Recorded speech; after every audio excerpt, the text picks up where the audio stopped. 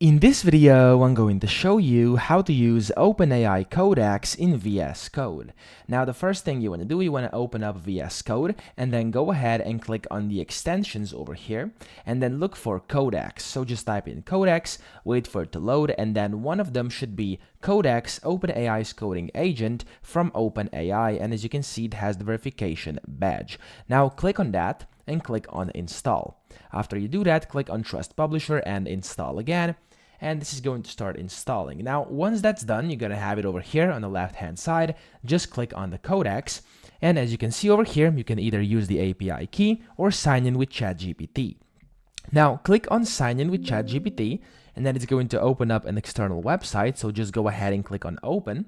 And it's basically going to authorize your ChatGPT account in case you have one created already. Of course, if you don't have an account created, you will have to create an account for ChatGPT, so you'll then be able to basically connect the two in between, so your GPT account with this codex in VS Code. Now, once you do this over here, this is going to look something like this. It's going to say continue. You're going to have to select your account, press continue.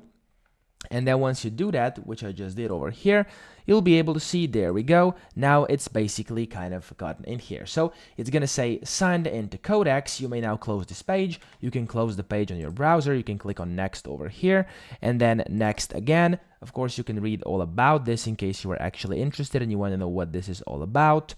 And then next.